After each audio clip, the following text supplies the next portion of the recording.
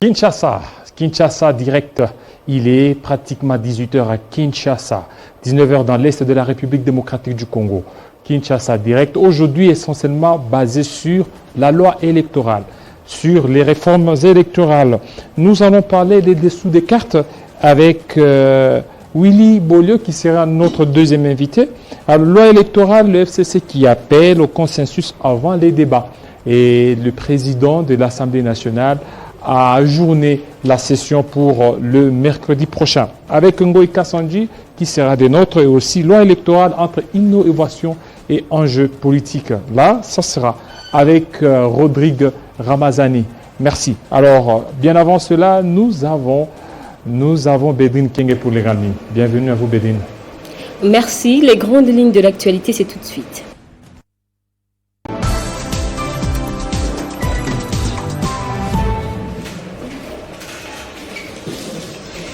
Un Congolais de la République démocratique du Congo, Patrick Lioya, a été lâchement abattu par un policier américain après une altercation faisant suite à un contrôle routier, de fait qui remonte au 4 avril dernier, dont la vidéo montrant l'homme tué a été publiée hier.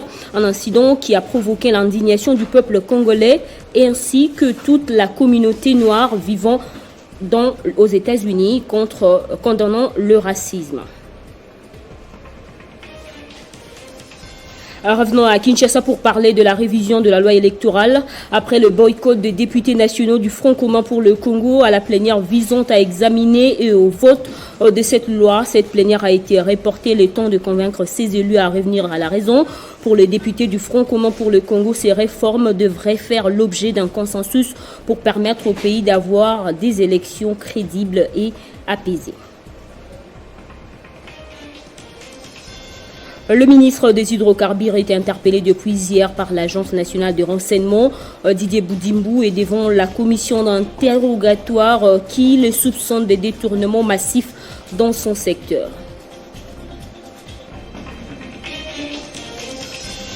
Et pendant ce temps, Marie-Olive Lembe Kabila a communié avec le souffrant d'une pathologie peu sensibilisée, la trisomie 21. Cette catégorie d'enfants qui peinent en RDC à avoir de soins appropriés a vu au cours de cette journée une lueur d'espoir. L'épouse de Joseph Kabila est devenue donc marraine de l'association Sans Frontières qui encadre ces enfants et a pris l'engagement pour la construction d'une nouvelle école, village Bundeko. Question de donner la possibilité aux enfants vivant avec cet handicap de s'intégrer dans la société. Le Rwanda a signé un accord avec Londres pour accueillir sur son sol de migrants et demandeurs d'asile venus du Royaume-Uni pour décourager les clandestins. Ce projet suscite de réactions de défense des droits de l'homme qui dénoncent son inhumanité. À suivre dans l'édition du soir avec Arlette Boutella, les développements de ces titres et bien d'autres.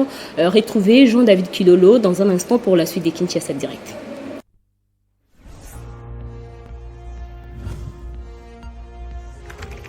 L'actualité reste en continu.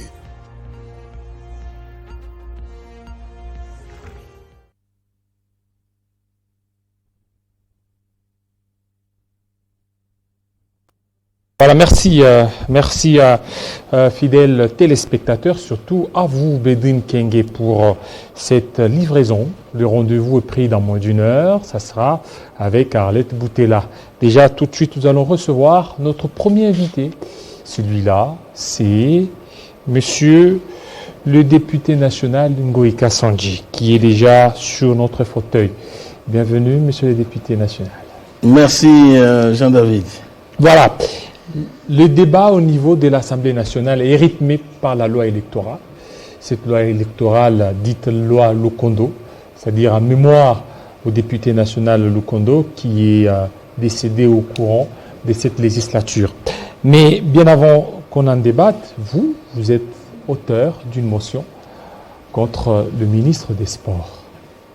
Qu'est-ce qui vous a motivé à faire cette motion ?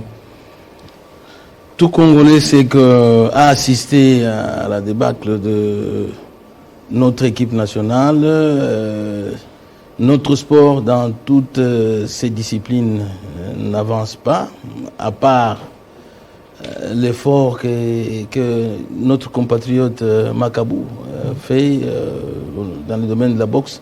Mais les autres disciplines n'avancent pas. Et même lui, pour avoir les moyens de se préparer, bon, ça arrive toujours avec retard. Donc ça ne marche pas dans les domaines sportifs. Oui, est-ce que c'est le ministre? Est-ce que la cible est bien identifiée? Parce que ce n'est pas seulement le ministre, c'est vraiment très complexe. Il y a la FECOFA, il y a d'autres structures qui entrent en jeu. Lui, il est là. Est-ce qu'il y a beaucoup plus à responsabilité qui est engagée là par rapport à la contre-performance de nos athlètes? Mais c'est le ministre qui définit la politique générale du sport dans notre pays et qui répond à l'Assemblée nationale. Donc nous ne pouvons pas inviter la FECOFA, qui est une association, qui est un fait privé. Et donc nous traitons directement avec le gouvernement. Voilà pourquoi nous voulons des explications de la part du gouvernement sur ses responsabilités vis-à-vis du domaine du sport. Cette initiative vous est venue, c'est après la débâcle des Congolais au Maroc. Qu'est-ce que vous avez constaté au Maroc? Le ministre a accompagné l'équipe ou le ministre est arrivé après par rapport à ce qui se raconte sur des réseaux sociaux? Bon, nous n'avons pas vu le ministre. Vous n'avez pas vu le ministre? On ne l'a pas vu. On était au Maroc, on ne l'a pas vu. On apprend que son avion serait intercepté au Nigeria pour faute d'autorisation de survol. On l'a appris ainsi. Donc, on ne l'a pas vu. Mais aussi, ce qui est étonnant est que nous jouons en aller ici, dans notre stade. Et là, notre équipe arrive à moins de 10 minutes. Ici au stade? Ici au stade. Moins de 10 minutes. Elle n'a pas eu le temps de se réchauffer. De se réchauffer, effectivement. Normalement. Il faut au moins 30 minutes. Et donc, on a vu l'équipe marocaine qui est arrivée à temps, qui s'est réchauffée. Et la conséquence est que on a débuté ce match-là avec de la nonchalance. Ça ne méritait pas. Donc on pouvait peut-être, si on s'était bien réchauffé, entamer le match, l'attaquer et marquer autant de buts. Pourquoi? Il y a plusieurs raisons, on entend plusieurs choses autour de ce retard-là. Et aussi, les différents contrats que le gouvernement signe avec les différents coachs. Comment expliquez-vous qu'un coach qui réside à l'étranger puisse vraiment encadrer l'équipe nationale? Quand on suit l'histoire de notre équipe nationale des Léopards, on trouvera que quelque part, les entraîneurs qui ont réussi ont eu, avaient compté sur l'ossature locale. Effectivement. Mais si un coach ne suit pas les championnats nationaux, comment va-t-il compter sur cette ossature? Mais quel championnat national? Nous avons d'abord un championnat national qui titube un tout petit peu, qui n'arrive pas à aller jusqu'au bout. Un championnat national qui a organisé juste le match aller, le match retour pose problème. Vous voulez qu'il puisse prendre quel joueur qui jusque-là n'a pas beaucoup de temps de jeu? Mais c'est justement pour cela que nous voulons les explications du ministre. Pourquoi le championnat national est à l'arrêt? Parce que le gouvernement avait pris la responsabilité de sponsoriser les déplacements des équipes. C'est à ce niveau-là que les championnats se bloquent, s'arrêtent. Parce que le gouvernement n'a pas déplacé les équipes. Pourquoi? Pour quelles raisons? Donc voilà pourquoi je veux que les ministres viennent nous en parler. Et vous avez déjà déposé votre motion orale avec débat? C'est une question orale avec débat. Voilà, la question orale. Je l'ai déjà déposée depuis 2 semaines. Est-ce qu'elle est alignée aussi ou elle sera alignée? Elle va sûrement être alignée. Et tout ça, et s'il n'y a pas d'explication, il pourra tomber aussi?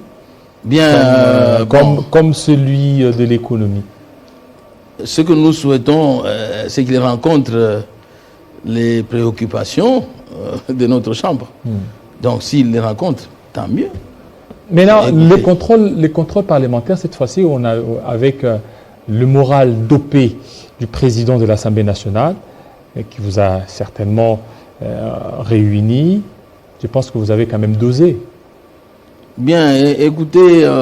vous n'allez plus faire tomber nous sommes le les ministre élus de l'Intérieur, qui seraient visés aussi, Acelo et les autres. Et il ne doit pas y avoir des messes noires dites au détriment de notre population, des intérêts de notre population. Nous sommes tous les élus du peuple. Le président Bosso est un élu du peuple. Il rendra compte au peuple bientôt, en 2023, aux élections. Je ne crois pas que lui aussi puisse convoquer des réunions, puisse dire des choses. Et vous n'étiez pas là qui à ne cette favorisent pas réunion-là? le peuple. Vous n'étiez pas invité? J'étais invité, je suis député national. Et pourquoi vous parlez d'une réunion un peu louche ou une réunion obscure? Bon, je n'ai pas parlé d'une réunion louche. Oui. J'ai dit par rapport à votre question. Des messes obscures. Bon, si je ne crois pas qu'il y ait une messe obscure dite au détriment de notre peuple. Non. Et Bosso n'a jamais réuni les députés pour leur dire dosez un peu par rapport à vos motions, par rapport à votre contrôle. Le gouvernement des Sama, c'est notre gouvernement. Bien, écoutez, vous savez que quand vous êtes dans un élan de contrôle parlementaire, parfois il peut y avoir certaines pratiques qui puissent déstabiliser le gouvernement. Si tout le monde doit tomber, eh bien, qui existera? Il faut qu'un ministre tombe avec raison. Une cause justifiée. Vous ne regrettez pas avec le gouvernement des Warriors? C'est un gouvernement tant chanté, tant vanté, un gouvernement qui devrait certainement répondre aux besoins de la population, mais jusque-là, c'est une déception. Parce que c'est vous qui avez, vous en tant que député national, vous avez consacré ce gouvernement, vous l'avez mis devant la population. Bien, nous avons investi notre gouvernement sur base d'un programme d'action qu'il nous a présenté. Et ce programme d'action doit être réalisé. S'il n'est pas réalisé, chaque ministre est responsable de son secteur. Et vous voyez les conséquences de la non-réalisation des promesses faites. Le ministre de l'économie est tombé. Eh ben, il n'est pas exclu qu'un autre tombe. Si jamais le peuple n'est pas satisfait. Et nous sommes les représentants du peuple. On ne peut pas cautionner le mal. Donc, celui qui est tombé est de l'union sacrée. Cela veut dire que l'union sacrée ne cautionne pas le mal. Donc, il n'y aura pas de complaisance. Pas de complaisance. Donc, tous les ministres qui seraient impliqués, il va tomber. Nous voulons le bien-être de notre population. Mais est-ce que vous tenez compte aussi du calendrier électoral? Bien sûr, on tient compte. Voilà parce que si 2, 3, 4, 5, 10 ministres tombent, c'est qu'il y a un problème et que ça pourrait demander de passer au remaniement. Et le remaniement, ça prend du temps. Compte tenu de la géopolitique de la RDC, ça va prendre du temps. Pourquoi ça prendrait du temps? De former un gouvernement. Je ne crois pas. Mais nous avons 26 provinces, vous n'avez qu'à voir, lorsqu'il y a un nouveau gouvernement, le temps que ça prend, il y a des tractations, il y a des conciliabules. La grande priorité, c'est le bien-être de la population. Je ne crois pas que ces cogitations, toutes ces choses-là, qui puissent bloquer l'avancement ou le bien-être de notre population soient privilégiés. Je crois qu'il y a urgence. Si urgence il y a de remanier, pourquoi pas? Pourquoi ne pas le faire? Donc, alors, parlons maintenant de notre thématique sur la loi électorale. Au niveau de l'Assemblée nationale, vous y étiez aujourd'hui? J'étais. Voilà. Finalement, vous aviez obéi aux caprices du FCC. On n'a pas du tout obéi aux caprices du FCC. Parce que le FCC est sorti. Le FCC a dénoncé ce qu'il fallait dénoncer. Mais on a plus privilégié l'inclusivité. Bon, on n'a pas seulement attendu que le FCC revienne, mais aussi les organisations de la société civile. Le président Bosso a lancé un appel. C'est une loi de tout le monde et tout le monde doit apporter ses amendements ou ses desiderata dans l'intérêt des bonnes élections. Et donc, on ne s'est pas soumis aux caprices du FCC, mais plutôt, nous voulons qu'il y ait que tout le monde. Dans une semaine, vous comptez faire revenir le FCC à la table de négociation ou au débat? Bien, le FCC est invité à revenir parce que Si. Mais en tenant compte de Si desiderata, parce que l'FCC demande qu'il y ait d'abord un consensus, avant que vous n'en débattiez sur le contenu de la loi, l'FCC demande à ce qu'il y ait un consensus. Parce que cette loi, oui, mais déjà dès le départ, les prémices sont faussées.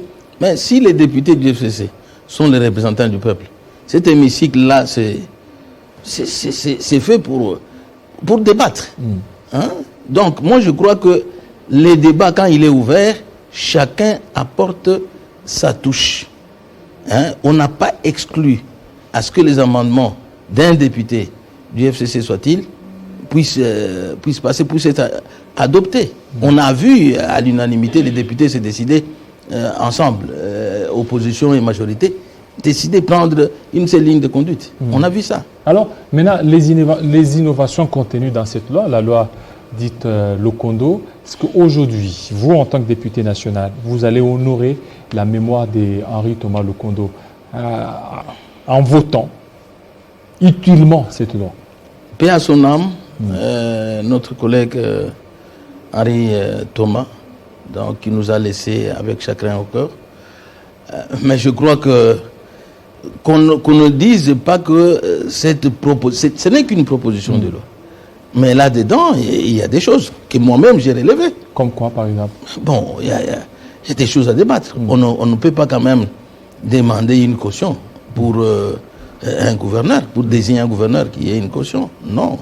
Et la suppression du seuil aussi? On ne peut pas aussi... Oui. La loi, le scrutin majoritaire favorise les grands partis, alors que nous sommes dans un pays où il y a plus de 450 tribus. Et la loi est un pays fragile. Donc, nous avons besoin, il y a dans chaque coin, dans chaque tribu, un leader de ce coin-là, un leader autour de lui, la vie sociale tourne, le peuple se reconnaît en lui, ainsi de suite. Il ne faudra pas que ce leader-là soit nécessairement dans un parti où il y a une forte représentativité sur le plan national. Donc, voilà pourquoi les scrutins proportionnels favorisent tout le monde. Tout le monde. Donc, vous êtes pour les scrutins proportionnels? C'est pour la paix sociale. Moi, je suis pour les scrutins. Et dans la loi, il n'y a pas ça? Non, cette proposition-là Donc là, il faut amender. Pour vous, il faut passer... Pour moi, il faut amender. Et puis, on ne peut pas discriminer quelqu'un, ça c'est la Constitution.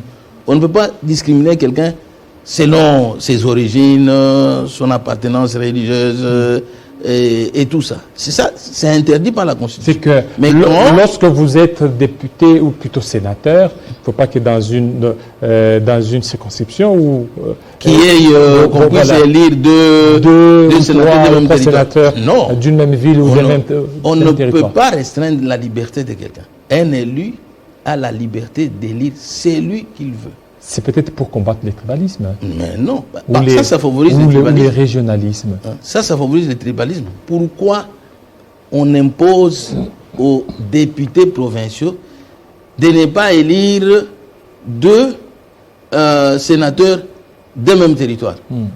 Ça, c'est restreindre la liberté d'un citoyen congolais. Non, alors, l'élection de gouverneurs au second degré, ça va, ça? Moi, je crois que le mode actuel de l'élection de gouverneurs, ça doit continuer. Ça doit continuer. Que, oui. Mais la loi... Le mal, quand on parle de la corruption, dites-moi, nous voyons en France que les candidats qui atteignent 5% du seuil national sont... donc l'État leur rembourse leurs dépenses. Et on a vu la candidate du socialiste. Marine Le Pen. Ici. Non, du socialiste, j'oublie son nom. Non, bon, en fait, ça va bien. Alors, il n'a pas atteint 5%, elle n'a pas atteint 5%, elle a 4,7%. Et elle a dépensé 9 millions. Si elle avait atteint 5%, on lui aurait remboursé ces 9 millions. Dites-moi, ces 9 millions étaient dépensés à quoi? Aux élections. Parce que les médias de là ne parlent pas, mais c'est ici où on dit, si vous donnez, moi je vais chez moi, quand je descends chez moi, il faut venir, je viens de faire 3 mois chez moi. Quand j'arrive chez moi, les batteurs de tam-tam sont là, depuis le matin je suis envahi, pendant 3 mois, je vis, je partage, je mange, et vous allez me dire que quand je vais donner à manger à quelqu'un pendant la campagne électorale, c'est une corruption. Et chez nous ici... L'interdiction de distribuer de l'argent. Chez nous ici, nous avons nos coutumes. Même pour accéder au pouvoir coutumier. Vous devez donner et prouver que vous avez donné. Hein? Ça s'appelle chez nous Kwaba. Kwaba. Hein? Donc, est-ce qu'il a donné quoi? Et il doit y avoir une autre tribu qui surveille cela, qui doit attester qu'il l'a fait. Exactement. Donc, on ne peut pas prendre le pouvoir comme ça. Hein? Et on ne peut pas chambarder, du coup, comme ça, des choses dans notre pays. Un pays si fragile, vous amenez des choses, vous voulez... par exemple, aux États-Unis, oui, ils sont déjà assez bien avancés, un pays développé. Il peut y avoir un parti républicain, des démocrates, oui, c'est normal. Mais ici, chez nous, nous en sommes à plus de 450 tribus, hein, où il y a des leaders qui ont une influence dans différentes communautés. Donc, on doit éviter de brutaliser les choses. Alors, pour vous, qu'est-ce que vous pouvez retenir comme innovation que vous ne voulez pas qu'on puisse amender, que vous alliez avec ça jusqu'au bout? Je l'ai dit, le mode de scrutin des sénateurs. Là, ça va? Oui, tout à fait normal. Là, il faut aller... Des gouverneurs, il faut y aller, il faut maintenir. On ne peut pas aussi interdire à un candidat de désigner un membre de sa famille. Son suppléant. C'est quoi ça? Si le candidat peut se présenter, si j'ai un fils qui peut se présenter. C'est vous qu'on viserait ou comment? Hein? Non.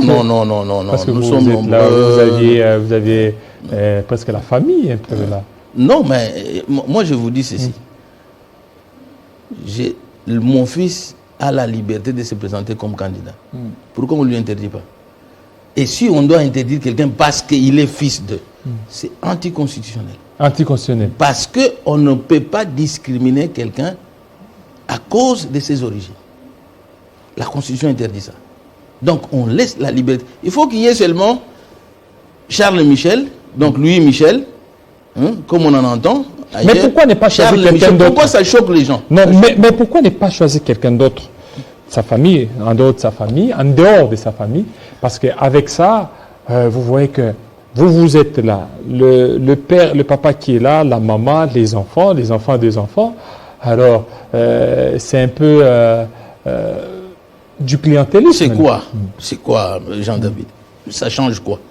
Si ça change rien. Si on avait Mouzé Laurent Désiré Kabila et on a eu Joseph Kabila, est-ce qu'on a regretté ça? Aujourd'hui, hein, on a eu Papa Étienne Tshisekedi Omouloumba, le Sphinx de Limité. On a Félix Antoine Tshisekedi. Ça choque encore. On avait aux États-Unis c'est pas discriminatoire, George ça. Bush et George Bush. Les autres qui sont intelligents, qui n'ont personne pour être ministre ou en fait pour être député national, en cas par exemple de la désignation des suppléants, ils ne vont pas se retrouver. Ah mais comment? Moi je me suis retrouvé là comment? Non, parce que j'ai été tenu à la main par quelqu'un. Qui vous a tenu? Je me suis battu moi-même. Mais j'ai taillé dans le roc. Chacun doit travailler. La Bible dit que celui qui ne travaille pas ne mange pas. Donc chacun de nous doit apprendre à travailler.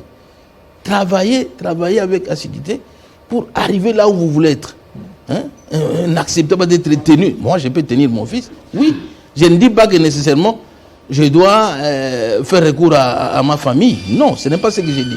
Mais quand on commence à discriminer quelqu'un, un Congolais, selon ses origines, là, on est au-delà de la Constitution. Merci beaucoup, Monsieur Ngoé Kassan. J'espère que ça va barder au niveau de l'Assemblée nationale à partir de ce mercredi. Comme lui-même le président Christophe Mbosonko l'a dit, ça va prendre 2, 3, 4 jours pour en débattre. On en saura un peu plus.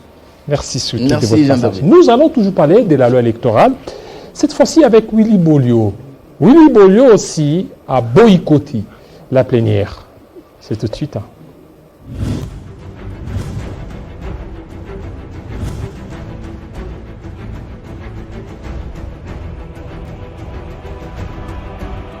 Le dimanche dernier, après le verdict des urnes, Macron avait en tout cas 28% et Marine Le Pen 23%.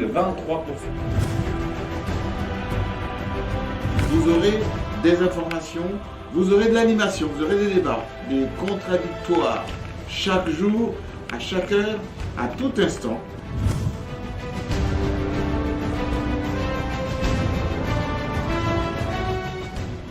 Radio 50, ça sera donc pour vous le moyen incontournable de vous informer sur la République démocratique du Congo. Vous aurez aussi depuis l'étranger la possibilité de nous contacter, de nous envoyer vos informations, vous envoyer vos questions, vos préoccupations. Et cela, ça nous aidera à mieux vous servir chaque jour.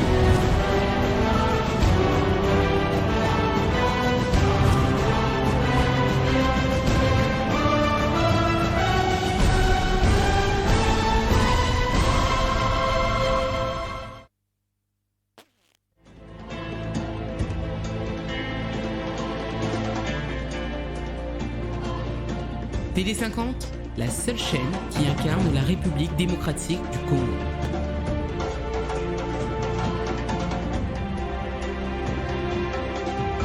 Télé 50, simplement congolais.